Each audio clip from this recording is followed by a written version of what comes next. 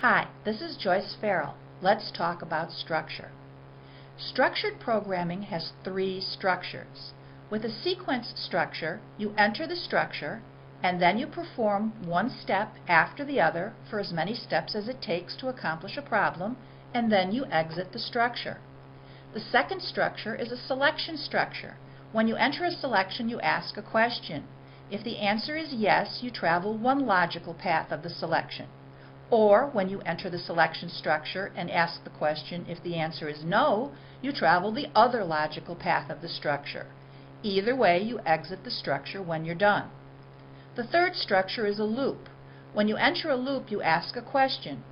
If the answer is yes, you execute the loop body and ask the question again. If the answer is still yes, you execute the loop body again and ask the question again. When the answer to the question is finally no, you exit the loop structure. The sequence structure has a single entry and exit point, the selection structure has a single entry and exit point, and the loop structure has a single entry and exit point. You can combine structures in two ways. You can use the entry and exit points to stack them end to end to attach them to each other. You can also nest structures by placing any structure entirely inside another one using those entry and exit points. For example, you might have a sequence and you might stack it on top of a loop, so you'd have a sequence followed by a loop. You might have a sequence followed by a selection. You might have a loop followed by a selection.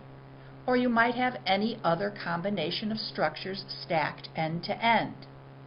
When you nest structures, you might have a selection, you might have a sequence, and you can take the sequence and nest it inside one half of the selection. You might have a loop and a selection, and you might nest the selection entirely inside the loop.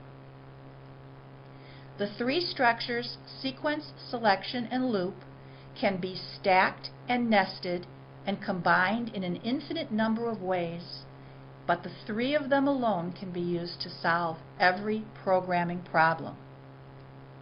Thanks for watching.